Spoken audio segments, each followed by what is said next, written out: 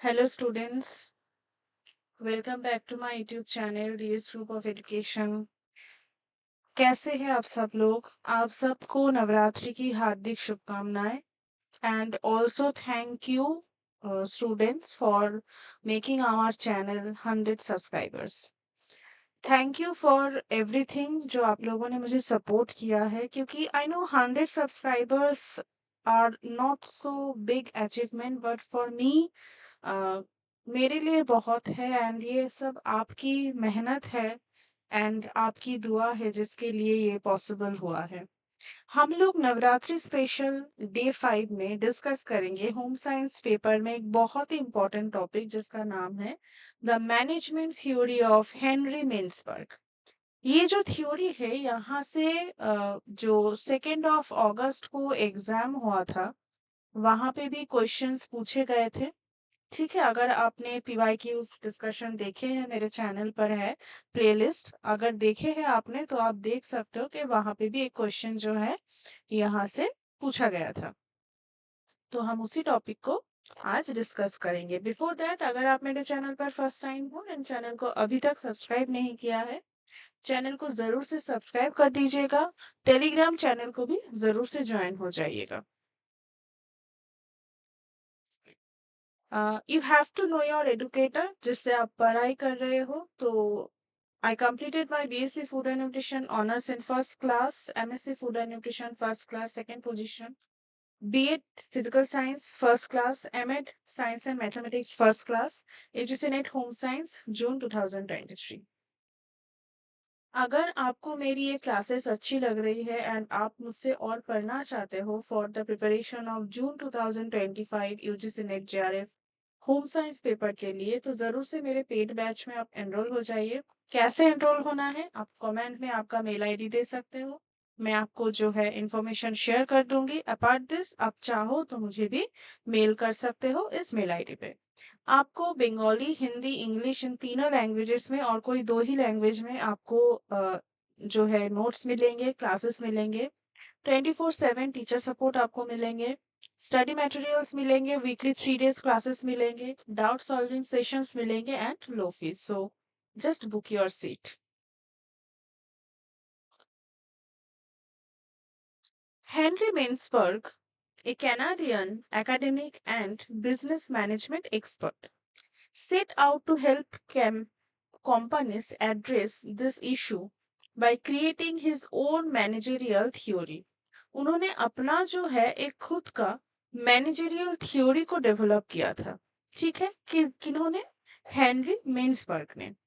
In it, Mintzberg categorizes organizational types and managerial roles to a leverage strength। तो उन्होंने क्या किया था?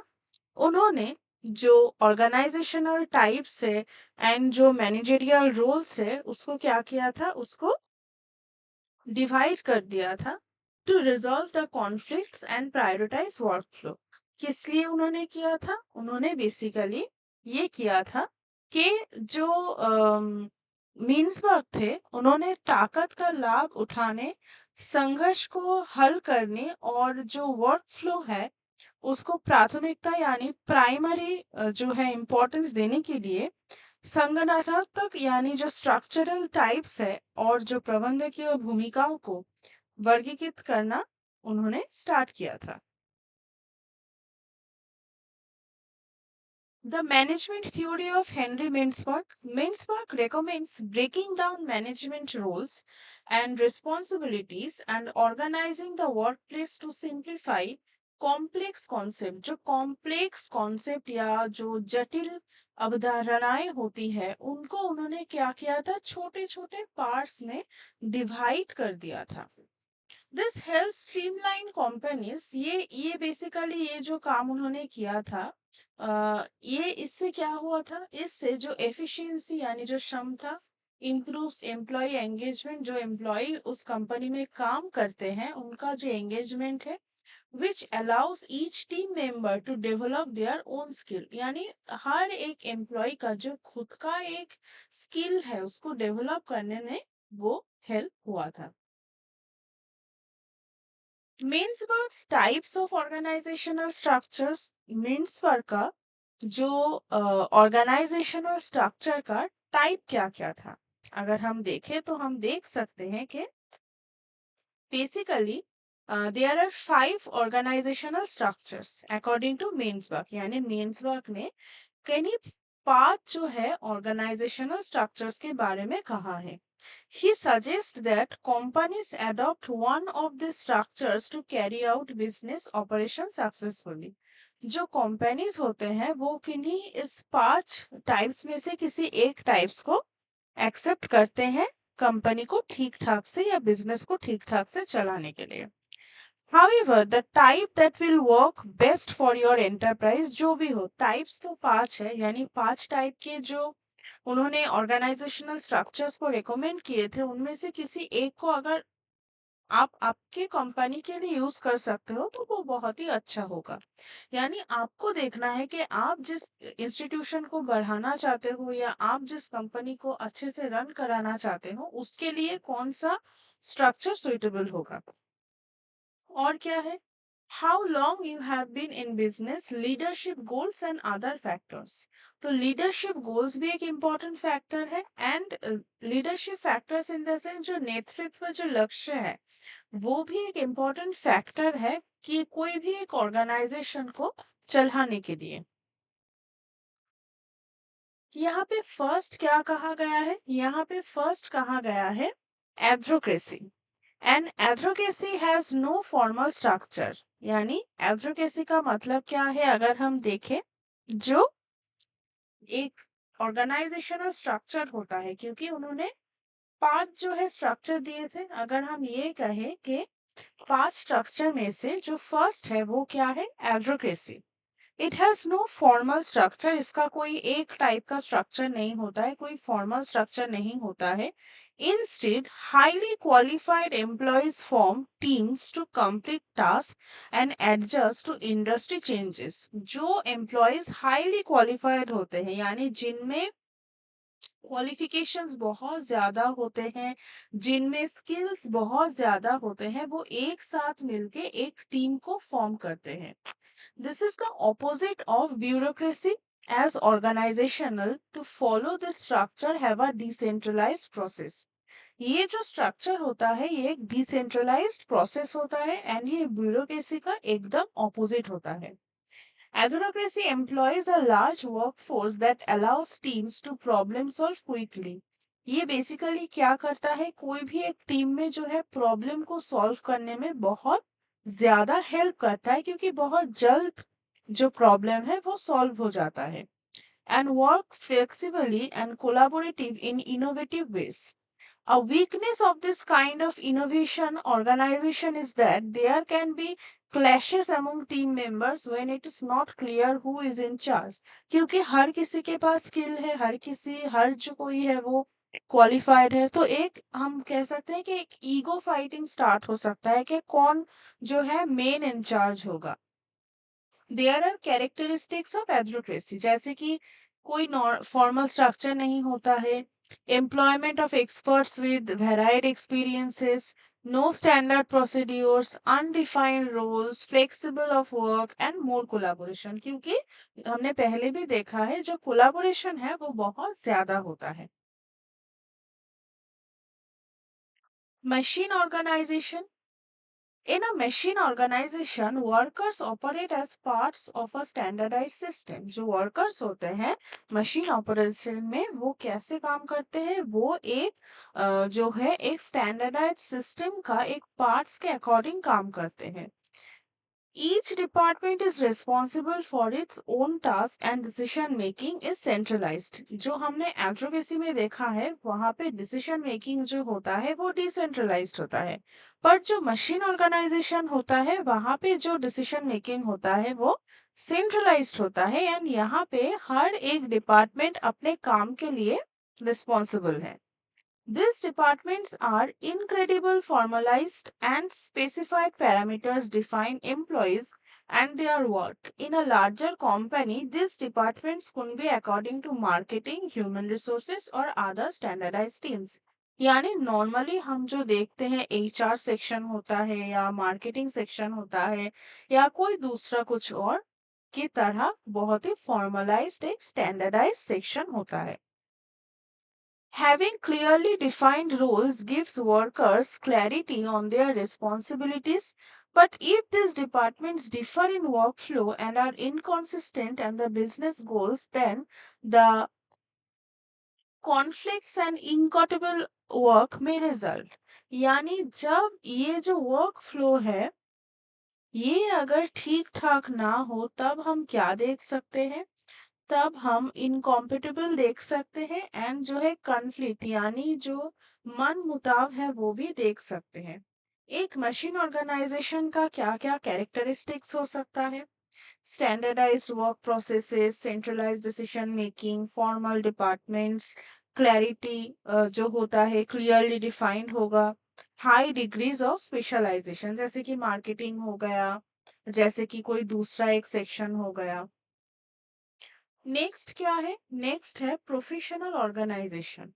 The professional organization is similarly bureaucratic as the machine organization, but here each professional works independently. कोई जो professional work होता है वो अपने आप में काम करता है without the centralization task that match their specific skill test. जैसे कि आप मार्केटिंग में अच्छे हो तो आपको मार्केटिंग में दिया जाए, या आप एचआर में अच्छे हो तो आपको एचआर में दिया जाए, यहाँ पे वो नहीं होता है। यहाँ पर कंप्लीटली जो है प्रोफेशनलिज्म फॉलो किया जाता है। The structure places strengths of organization on highly knowledgeable workers with a particular experiences. This structure is most commonly found in educational institutions according to the firms and the law firms में या कोई भी दूसरे कोई भी काम का जो फर्म्स होता है, हम कह सकते हैं कोई लीगल फर्म जो हो गया या कोई दूसरा, और वहां पे हम ये देख सकते हैं where there are a lot of specialists working for one entity, जहाँ पर बहुत सारे स्पेशलिस्ट कोई एक ही गोल के लिए काम करते हो। Because every worker has such unique proficiency, senior management can have difficulty maintaining control and managing them as these professionals have autonomy. क्योंकि वहां पे हर कोई स्पेशलाइज्ड होगा, तो जो उनसे भी सीनियर है उनके लिए प्रॉब्लम हो जाएगा इसको डील करने में। क्या क्या कैरेक्टरिस्टिक्स यहाँ पे हम देख सकते हैं? Standardized work process, clearly defined rules, no centralization, independent work and decision making, and high degrees of specialization. Next क्या है? नेक्स्ट है एंटरप्रेन्योरियल ऑर्गेनाइजेशन। एंटरप्रेन्योरियल ऑर्गेनाइजेशन क्या है? Entrepreneur organization consist of singular structure, मतलब एक, with one person in power and a few subordinates working beneath them। जो entrepreneur होता है वो खुद अकेले ही सब होता है, पर फिर भी उसके अंडर में कोई लोग होते हैं जो काम करते हैं, जो उनके subordinates हैं। Compared to other organization types, this simple structure is informal as the size। जो इसका जो होता है, जो साइज होता है उसके अकॉर्डिंग ये इनफॉर्मल है। And the company gives leaders flexibility, क्योंकि हम ये देखते हैं कोई भी एंटरप्रेन्योरशिप हो जाए वहां पे हर किसी को एक जो है एक फ्लेक्सिबिलिटी मिलता है, एक जो है एक लीडरशिप दिखाने का जो है चांस मिलता है। Most small businesses and startups begin with this structure where the founder or founders serves as the primary leader for their teams. Many companies experience innovation and success when working in this structure, but too much power at the top can lead to poor decision making. यानी हम देख सकते हैं, आप जोमेटो को ले लीजिए या कोई भी दूसरा एक स्टार्टअप को देख लीजिए, जो स्टार्टअप फर्स्ट स्टार्ट हो रहा है वहां पे जो टॉप मोस्ट है, जो टॉप मोस्ट है उनके पास सब अपॉर्चुनिटीज है, उनके पास सब डिसीजन मेकिंग है, पर उनके जो सबऑर्डिनेट्स है उनका भी रोल प्ले होता है पर वो दिखाने का स्कोप नहीं पाते हैं। तो बेसिकली यहाँ पे क्या होता है, अगर आप ऊपर ज्यादा आपके लोड हो जाए तो क्या होगा, वो जो है वो अपने भार से जो है झुक जाएगा। वो सही बात एकदम हम एंटरप्रेन्योरियल ऑर्गेनाइजेशन पे देख सकते हैं कि जो टॉप है, टॉप में यानी एकदम ऊपर जो है उस जगह पे ज्यादा जो है बोझ आ जाता है, इसीलिए वो ज्यादा नीचे झुक जाते हैं, यानी उनके नीचे जो लोग काम करते हैं उनमें वो ट्रांसमिट नहीं होता है। डिसीजन मेकर यहाँ पे कोई एक ही होता है। Most small businesses and startups begin with this structure where the founder, जो मैंने अभी आपको कहा है। Characteristics singular, simple structure, strong leadership with few senior managers, independent decision making at the top, flexible operations, and little delegation of power. उसके बाद क्या है? उसके बाद है divisional organization.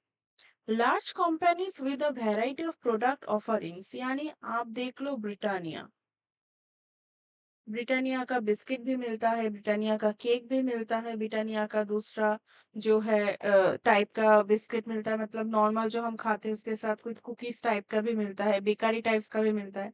तो कोई एक कंपनी है जिसके लार्ज ऑफ प्रोडक्ट वेराइटीज है एंड जो डिविजन्स है वो क्या करते हैं?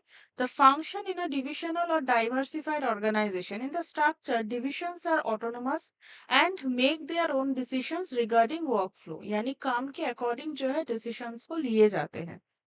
Hiring and other practices. The business's larger central team can focus on the overarching company vision since it's not responsible for day to day decision making। यानी आप देख सकते हो कि एक ही कंपनी में अगर सेवरल टाइप्स के चीजें हो तो एक टाइम पे वो प्रॉब्लम हो जाता है कि उसे हम कैसे टैकल करें। तो वो टैकल प्रॉब्लम के लिए क्या होता है, उसको हम स्प्रेड कर देते हैं।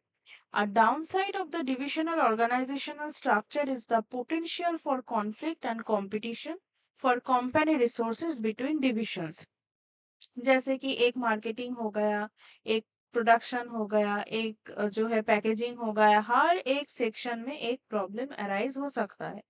कैरेक्टरिस्टिक्स में फर्स्ट क्या है? Operating units with autonomy, decentralized decision making, singular focus for each team, more control and accountability for managers. अभी how to implement Mintzberg's theory, कैसे इम्प्लीमेंट किया जाए? उन्होंने ये जो 5 ऑर्गेनाइजेशनल स्ट्रक्चर दिए हैं उसको कैसे हम इम्प्लीमेंट करें या किसको चूज करें? Once you have identified an organizational structure suited to your business, आपके बिजनेस के लिए कौन सा ऑर्गेनाइजेशनल स्ट्रक्चर सुइटेबल है उसको आपको पहले आइडेंटिफाई करना पड़ेगा। You can further set your company up for success by using means work guidance on organizational parts and managerial roles. उसके बाद आपको देखना होगा कि आप किसको अप्लाई कर सकते हो। Break up the basic parts of your organization. Number one, strategic apex. These are the people at the top of the company who are responsible for following its mission and empowering others to do so. यानी आप कह सकते हो जो CEO है, decision तो सब उसके ऊपर है ना, वो कौन सा डिसीजन लेगा उसके ऊपर पूरा कंपनी का जो एक जो है इनकम लेवल डिपेंड करता है। Middle line, middle line is basically the managers below the apex कॉन्वी, यानी इसके अंदर सीईओ के अंदर जो लोग हैं उनके उनको भी जो ऑब्जेक्टिव्स एंड जो स्ट्रेटेजीज है उसको फॉलो करना पड़ेगा। अगर वो लोग फॉलो नहीं करेंगे तो वर्कर्स नहीं फॉलो करेंगे। Operating core, this are the employees who make the product और प्रोवाइड द सर्विसेज, यानी आप कह सकते हो कि रिलायंस में एक, जियो में टॉप है अंबानीज, अंबानीज के नीचे जो है हम कह सकते हैं कि जियो मोबाइल के कोई लोग हैं, जियो सिनेमा के कोई लोग हैं, यानी हर एक सेक्शन में। एंड उनके अंदर जो जियो स्टोर्स में जो लोग काम करते हैं वो लोग हैं वर्कर्स। अगर वो ठीक ठाक काम नहीं करेंगे तो कोई भी प्रोडक्ट सेल नहीं होगा। Techno structure, this refers to employees in a larger organization who analyze productivity, workflow and the technology। जो लोग आप कह सकते हो बैक ऑफिस जो लोग जॉब करते हैं, यानी बैक ऑफिस जो पूरे काम को देखते हैं। सपोर्ट स्टाफ, यानी जो भी उस काम को देख रहा है या सपोर्ट कर रहा है या जो सर्विस है वो ठीक ठाक चल रहा है कि नहीं चल रहा है उसको मॉनिटर कर रहे हैं, वो लोग इसके अंदर आता है। इडियोलॉजी या ideology, the part is concept based. It is business clearly outlined mission and detailed values that leaders communicable to the entire workforce. अब देखते हो ना दिवाली के टाइम पे जो है वो लोग बोनस देते हैं, वो लोग कुछ मिठाइयाँ वगैरह देते हैं। इससे क्या होता है? इससे होता है कि आप आपके अंदर जो लोग काम कर रहे हैं उसको एक इम्पोर्टेंस देना, वो बहुत इम्पोर्टेंट चीज़ होता है, एक मैनेजरियल वर्क में। तो break up your managerial roles, interpersonal managers, figurehead. A figurehead is responsible for social, ceremonial and legal matters. They represent their company in a professional manner. जैसे कि कोई एक बैंक्वेट हॉल ले लो, वहाँ के जो मैनेजर हैं, वो उसको हम फिगरहेड कह सकते हैं। Leader, all manager must be leaders with excellent communication skills and the ability to inspire and uh, to coach their teams. यानी जैसे कि होता है ना एक जो होटल होते हैं वहाँ के कोई एक टॉप में होता है मैनेजर, उनके अंदर बहुत सारे जो है होटलियंस काम करते हैं, जो लोग जो नॉर्मल जो है घर में जो लोग क्लीन करते हैं होटल्स में, वो लोग काम करते हैं, सब उनके अंदर काम करते हैं। Liaison basically responsible for networking inside and outside their company and relaying necessary information. Basically जो काम हो रहा है कि नहीं हो रहा है उसको ये लोग देखते हैं। Informational managers monitor. उसके बाद क्या होगा? मॉनिटर में क्या होगा? मॉनिटरिंग का मतलब हमें पता है कि जो काम हो रहा है वो ठीक से नहीं हो रहा है कि नहीं हो रहा है, उसको देखने के लिए बेसिकली मॉनिटरिंग किया जाता है। आपने कुछ प्लानिंग किया, आपने कुछ ऑर्गेनाइज किया, आप उसको जब फील्ड में उसको उतार रहे हो, अगर वो ठीक ठाक से नहीं हो तो वो काम आपके लिए तो इनकम्प्लीट हो जाएगा एंड आपको बेनिफिट भी नहीं मिलेगा। तो मॉनिटर बेसिकली इम्पोर्टेंट है। और क्या है? अगर हम देखें डिसेमिनेटर, हमें पता है डिसेमिनेशन क्या है, हमने कम्युनिकेशन में देखा है। डिसेमिनेटर इज बेसिकली जो काम हो रहा है वो लोगों तक फैलाना है, लोगों को जानना है कि हाँ यहाँ पर ये पाया जाता है, या अगर कोई होटल सर्विस हो तो यहाँ के जो रूम्स है बहुत अच्छे हैं। Spokesperson, this managers relay information externally acting as a spokesperson for this business brand। कोई भी एक बिजनेस ब्रांड के लिए जो है कोई एक होगा जो हर डिसीजन मेकर होगा। Next is decision making managers. ये मैनेजर्स एंटरप्रेन्योर हो सकते हैं, डिस्टरबेंस हैंडलर हो सकते हैं, रिसोर्स एलोकेटर्स हो सकते हैं, नेगोशिएटर्स हो सकते हैं। एंटरप्रेन्योर कैसे होंगे? Acting as entrepreneurs this manager should inspire change and innovation. They should always create and implement new ideas. Entrepreneur के साथ जाएगा न्यू आइडियाज। डिस्टरबेंस हैंडलर, कोई भी एक इंस्टीट्यूशन है या कोई भी एक जगह है जहाँ पर एक बहुत बड़ा कुछ काम हो रहा है, तो वहाँ के जो मैनेजर हैं वो बेसिकली क्या करेंगे? वो बेसिकली वहाँ पे अगर कोई भी प्रॉब्लम अराइज हो तो उसको सॉल्व करने में वो लोग हेल्प करेंगे। रिसोर्स लोकेटर के उनको ये ध्यान होना चाहिए कि यहाँ पे ये काम हो रहा है, यहाँ पे ये मिल रहा है, हम जाके इसे देख सकते हैं। जैसे कि जो लोग सिनेमेटोग्राफर होते हैं उनको पता होता है कि यहाँ के जो लोकेशन है बहुत अच्छा है, हम अगर यहाँ पे जाके शूट करें तो हमारा फिल्म बहुत अच्छा बनेगा। तो ये बेसिकली रिसोर्स जहाँ पे भी मिल रहा है इनको पता होना चाहिए। Negotiator, the negotiator is responsible for participating in and directing negotiation within the organization such as leading salary negotiations with employees। यानी ये बेसिकली लोगों को लोगों के साथ जो काम हो रहा है उनके सैलरीज एक्सेट्रा को लेके ये लोग डील करते हैं। तो आई होप ये जो क्लास है आपको अच्छा लगा होगा। क्लास रिगार्डिंग कोई भी डाउट हो आप कमेंट में पूछ सकते हो।